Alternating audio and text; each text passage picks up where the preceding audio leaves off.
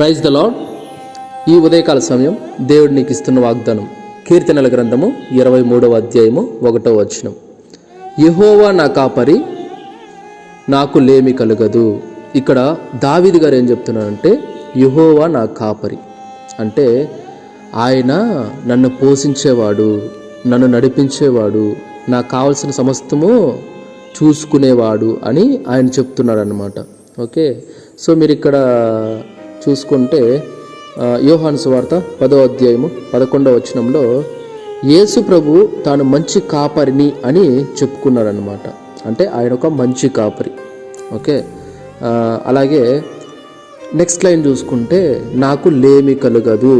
లేమి అంటే కొదువ ఉండదు. ఏ విషయంలో కూడా ఆయన కొదువ చేయడన్నమాట. ఓకే, ఆయన ఎలా అంటే మంచి కాపరి కాబట్టి ఆయన ఆ గొర్రెలకు కావాల్సిన ప్రతిదీ సమస్తం ఆయనే వాటికి సిద్ధం చేసి పెడతారనమాట. అలాగా మంచి కాపరి ఆయన అయితే. ఓకే, సో ఇప్పుడు ఎవరైతే ఈ సమయంలో లేమితో ఉన్నారో, అంటే నాకు ఏమీ లేదు, నన్ను పట్టించుకునేవారు లేరు, తినడానికి తిండి లేదు, ఉండడానికి సరిగా ఇల్లు లేదు, నాకేమీ లేదు, అసలు నా దగ్గర ఏమీ లేనివాడిని నేను అని ఎవరైతే బాధపడుతున్నారో, ఎవరైతే నలిగిపోతున్నారో వారందరికీ నేను చెప్తున్నాను ఏంటంటే దావీదు గారు చెప్తున్నారు కదా, యెహోవా నా కాపరి, నాకు లేమి కలగదు అని.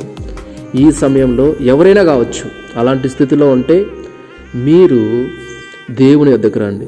అప్పుడు ఆయన మీకు సమస్తాన్ని అనుగ్రహిస్తారనమాట.